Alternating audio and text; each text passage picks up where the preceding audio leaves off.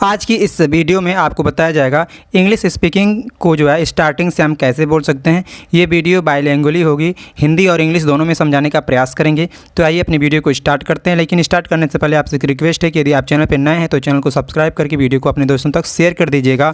इस चैनल के माध्यम से आपको प्लेलिस्ट में पूरा जो है कंप्लीट टेंस पढ़ाया जा चुका है, एक्टिव और पैसिव भी पूरी कंप्लीट पढ़ाई जा चुकी है।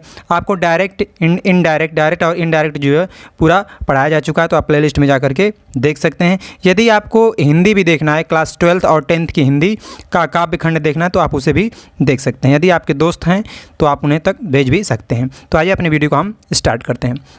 सबसे पहला जो शब्द है गुड मॉर्निंग, ठीक है। गुड मॉर्निंग मीन्स होता है सुप्रभात। गुड मॉर्निंग मीन्स क्या होता है? सुप्रभात होता है। और गुड मॉर्निंग आपको कब बोलना है? सुबह में बोलना है, ठीक है।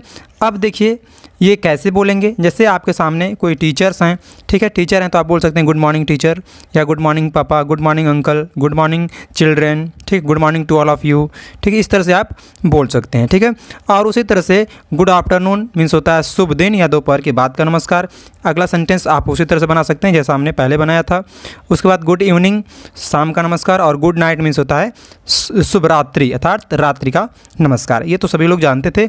अब आइए यहाँ से हम स्पीकिंग स्टार्ट करते हैं। देखिए थैंक्स या थैंक यू आपको कब बोलना है। थैंक्स या थैंक यू का मतलब होता है धन्यवाद। यदि आपको कोई भी व्यक्ति कोई वस्तु देता है तो उसके बदले आप क्या उसे बोलेंगे? थैंक्स बोलते हैं और थैंक यू, दोनों में से कोई एक बोल सकते हैं। लेकिन जब आप थैंक्स या थैंक यू बोलेंगे तो उस व्यक्ति का फ़र्ज होता है कि वह व्यक्ति भी आपको बोले, क्या बोलेगा? यू आर वेलकम, ठीक है। ये ऐसा यदि बोल देता है तो ऐसे मतलब लगेगा कि ये घमंडी नहीं है, ठीक है। यदि यू आर वेलकम नहीं बोलता है, यदि उसे मालूम नहीं है कि मुझे बोलना है तो कोई बात नहीं। लेकिन यदि जानता है और नहीं बोलता यू आर वेलकम तो समझ लीजिए उसके अंदर थोड़ा सा घमंड है। लेकिन ये हमें बोलना चाहिए। यदि आपको कोई भी व्यक्ति थैंक्स या थैंक यू बोलता है तो उसके बदले आपको यू आर वेलकम बोलना अच्छा माना जाता है, ठीक है। आप प्लीज़ मतलब होता है कृपया। जैसे आपसे प्लीज़ करके, कृपया करके कुछ मांग सकते हैं। जैसे आपसे हमने पेन मांगना है तो आपसे हम कह सकते हैं कि please give me your pen, ठीक है, या please give me your bottle, या please give me your book. इस तरह से आप कह सकते हैं। Please give me your mobile, ठीक है। इस तरह से आप बोल सकते हैं प्लीज़ शब्द लगा करके। उसके बाद यदि आप मांगे उसे मोबाइल और वो नहीं देना चाहता है तो बोलेगा सॉरी बोल देगा, यानी माफ़ कीजिए मैं नहीं दे सकता, ठीक है। या पार्डन भी बोल सकता है। पार्डन मीन्स भी होता है माफ़ कीजिए, सॉरी बोलने में भी माफ़ कीजिए। अब मैं आपसे माफ़ी मांगता हूँ, पूरा सेंटेंस यदि बोलेगा वो सॉरी नहीं बोलेगा, सिर्फ पूरा सेंटेंस यदि बनाएगा तो बोलेगा I apologise to you, I apologise to you, मैं आपसे माफ़ी मांगता हूँ। I can not give you my mobile phone, ठीक है। इस तरह से वो बोल सकता है। मुझसे गलती हुई, यदि आपको बोलना है कि मुझसे गलती हुई है तो आप बोल सकते हैं माई मिस्टेक, मतलब मुझसे गलती हुई है। या बोल सकते हैं आपकी, या मेरी गलती है तो आप बोलेंगे इट्स माई मिस्टेक, या इट इज़ माई मिस्टेक। इस तरह से आप बोल सकते हैं। तो सामने वाला होगा वो बोलेगा कोई बात नहीं, मतलब नो वरीज़, नो वरीज़ यानी कोई बात नहीं है, ठीक है। अगला जो सेंटेंस है जैसे सी you soon. C you soon मतलब होता है जल्दी मिलते हैं। जैसे आप जा रहे हैं, ठीक है, कहीं किसी से जा रहे हैं मिल करके, और फिर जब आप जुदा होंगे, उससे अलग होंगे, तो आप उनसे बोल सकते हैं कि नहीं कहते हैं लोग चलो ठीक है हम फिर बाद में मिलते हैं, ठीक है। तो आप उसे बोल सकते हैं सी यू सून, मतलब जल्दी मिलते हैं, ठीक, हम चल रहे हैं। यदि आप सी यू लेटर कब आप बोलेंगे? बाद में मिलते हैं। यदि आप जा रहे हैं रास्ते में, आप रुके नहीं, उससे मिले नहीं, आप वो कह रहा है रुकी तो आप कहते हैं अरे बाद में मिलो, ठीक है। तो आप बोल सकते हैं सी यू लेटर, मतलब आपसे बाद में मिलते हैं। लेकिन मिल लिए हैं, मिलने के बाद यदि आप बिछुड़ रहे हैं, जा रहे हैं, तो आप बोलेंगे सी यू सून, मतलब आपसे फिर जल्दी मिलेंगे। यदि मिले नहीं हैं, फिर रास्ते में जा रहे हैं और उसका अरे भाई रुकिए तो आप कहेंगे सी यू लेटर, आपसे बाद मिलते हैं, ठीक है, चल रहे हैं बहुत इमरजेंसी में, ठीक है। आप सी यू लेटर बोल सकते हैं, ठीक है। बात समझ में आ रही है? अब देखिए यदि आपका दिन शुभ हो, ये आपको बोलना है किसी को, तो आप बोलेंगे हैव अ नाइस डे। क्या बोलेंगे? हैव अ नाइस डे, आपका दिन शुभ हो। अब देखिए यदि आपको अंदर जाना है, कहीं भी किसी से परमिशन लेना है, तो आप बोल सकते हैं मे आई कम इन सर, ठीक है। क्या बोलेंगे? मे आई कम इन सर, या मे आई कम इन मैडम बोल सकते हैं, या मे आई कम इन मैम भी बोल सकते हैं, ठीक है। क्या मैं बैठ सकता हूँ? यदि आप अंदर पहुँच गए और यदि आपको बैठना है तो आप बोल सकते हैं कि may I sit sir, may I sit here, ये भी बोल सकते हैं। मे आई सिट, ये भी बोल सकते हैं, या मैं आई सिट हियर, या मतलब या मैं यहाँ बैठ सकता हूँ, या मैं आई सिट भी बोल सकते हैं, ठीक है। तो इस तरह से बोलेंगे मैं आई सिट डाउन, इस तरह भी बोल सकते हैं। 2-3 सेंटेंस आप जैसे आप चाहें वैसे बोल सकते हैं। अब देखिए वहाँ बैठ गए, बातचीत हो गई, उसके बाद यदि आपको बाहर जाना है तो बाहर जाने के लिए आपको क्या बोलना है? मे आई गो आउट। क्या बोलेंगे? मे आई गो आउट सर, या मे आई गो आउट मैम, या मे आई गो आउट मैडम। इस तरह से आप बोल सकते हैं बाहर जाने के लिए। यदि देखिए क्या मैं पानी पी सकता हूँ? यदि आप क्लास में हैं, कोई बच्चा क्लास में है, यदि वह पानी पीना चाहता है तो वो सर से बोल सकता है may I drink water sir, may I drink water sir, ठीक है। क्लास में वो पानी लिया हुआ है तो बोल सकता है मैं आई ड्रिंक वाटर सर। सर से पूछेगा, सर बोलेंगे यस यू कैन ड्रिंक, तो वो पी सकता है। ठीक है, अब अगला देखिए, अंदर आओ। सिर्फ यदि कह रहा है कि अंदर आओ तो कम इन। कम इन मतलब क्या होगा? अंदर आओ। ठीक है, शांत रहिए। यदि आप कह रहा है कि शांत रहिए तो आप बोल सकते हैं कीप साइलेंट, शांत रहिए। ठीक है, बैठ जाइए यानी सिट डाउन, बहुत अच्छा है, वेरी वेल, बहुत अच्छा है। ठीक है, ये सभी सेंटेंस आप हमेशा बोल सकते हैं और अपने बच्चों को बता भी सकते हैं। जैसे आपको कहना है विनम्रता से बोलो तो आप बोल सकते हैं स्पीक जेंटली। क्या बोलेंगे? स्पीक जेंटली यानी विनम्रता से बोलो। यदि आपने कोई काम कर लिया है, आपको कोई होमवर्क दिया गया है, आपने अपना काम कर लिया जैसे, तो आप क्या बोल सकते हैं? I have done my work, मैंने अपना काम कर लिया है, या I have done my job, इस तरह भी बोल सकते हैं। ठीक है, तो यदि आपके ये बोलना है कि मेरे पास एक कलम है, ठीक है, क्या बोलेंगे? मेरे पास एक कलम है, तो आप बोल सकते हैं आई हैव अ पेन। आप बोलेंगे सीता के पास एक कलम है तो सीता हैज़ अ पेन। ठीक है, रमेश के पास एक कलम है, रमेश हैज़ अ पेन। उसके पास एक कलम है, ही हैज़ अ पेन। ठीक है, तो इस तरह से आप सिंगुलर सब्जेक्ट यदि होगा तो उसके साथ हैज़ का प्रयोग करेंगे, यदि प्लूरल होगा तो हैव का प्रयोग करेंगे। ठीक है, ये सभी चीज़ें आपको इस नरेशन और जो प्लेलिस्ट है उसमें बताई जा चुकी हैं। आइए अगला देखते हैं। यदि आपको ये कहना है कि वह एक कलम रखती है, ठीक है, ये वह एक कलम रखती है, तो आप यहाँ बोल सकते हैं सी हैज़ अ वॉच। वह एक यहाँ वह एक घड़ी रखती है दिया गया है। ठीक है, वह एक घड़ी रखती है तो सी हैज़ अ वॉच हो जाएगा। वह एक कलम रखती है तो सी हैज़ अ पेन हो जाएगा। वह एक फूल रखती है तो सी हैज़ अ फ्लावर हो जाएगा। वह एक कलम नहीं रखती है, सी हैज़ नॉट अ पेन हो जाएगा। वह एक घड़ी नहीं रखती है तो सी हैज़ नॉट अ वॉच। इस तरह से आप अपना सेंटेंस बना सकते हैं। अगला है, उसके पास एक घड़ी है तो आप बता सकते हैं ही हैज़ अ वॉच। यदि लड़की होगी तो सी हैज़ अ वॉच हो जाएगा। मेरे पास एक कलम थी, यदि थी आएगा तो हैड का प्रयोग करते हैं पास्ट में। आई हैड अ पेन, मेरे पास एक कलम थी। मेरे पास एक कलम नहीं थी तो I had not a pen. क्या मेरे पास एक कलम थी, तो पहले हैड पहले आ जाता है तो हैड आई अ पेन। क्या मेरे पास एक कलम नहीं थी तो had I not a pen. ठीक है, इस तरह से आप बोल सकते हैं। अगला सेंटेंस है, राधा के पास एक कॉपी थी, तो जहाँ भी पास थी आएगा वहाँ पर हैड का प्रयोग करते हैं, पास्ट में होता है। तो यहाँ बोल सकते हैं Radha had a notebook, Radha has a text book.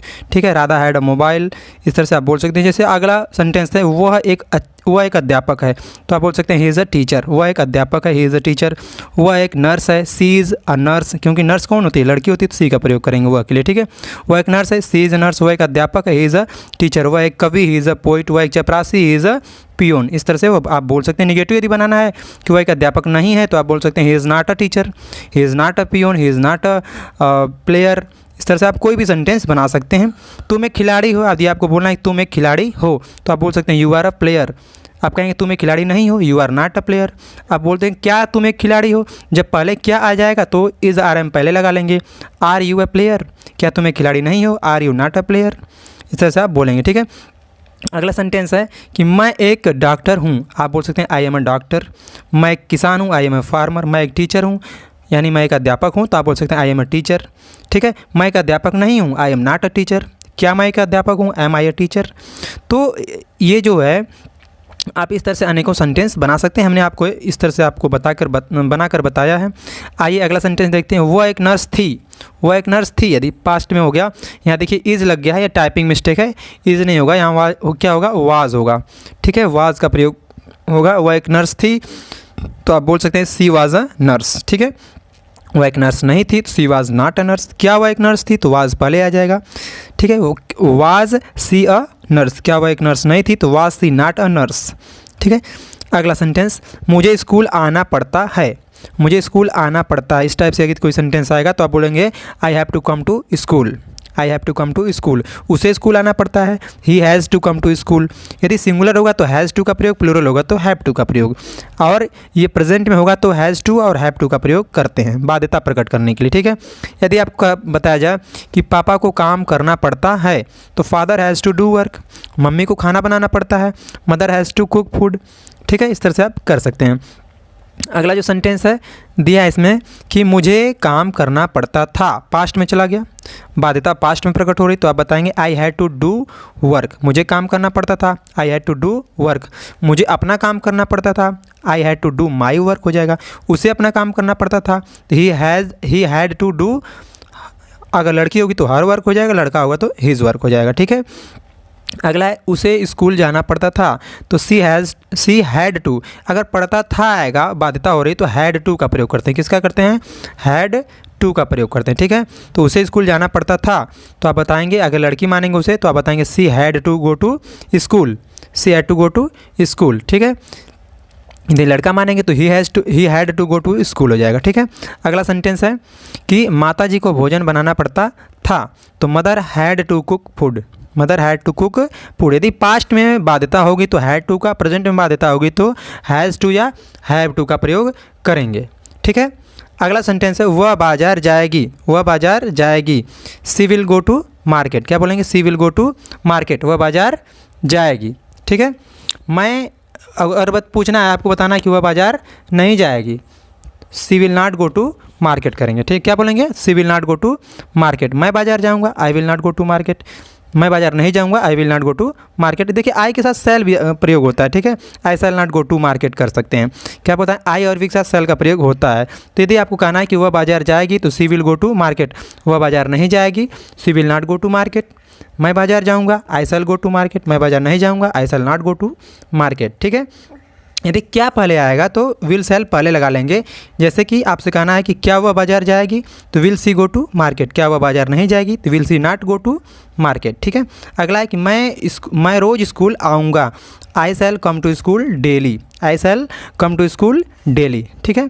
अगला है, इसमें देखिए आपको ये करवाने का मतलब क्या है, जो हम ये एक एक्सरसाइज टाइप का है, इसे हमें इसलिए करवाना, इसमें पूरा टेंस और यूज़ ऑफ, जो मोस्ट इंपॉर्टेंट यूज़ ऑफ हैं, ये सभी इसमें आ जा रहे हैं, जैसा कि आप देख पा रहे होंगे, ठीक है।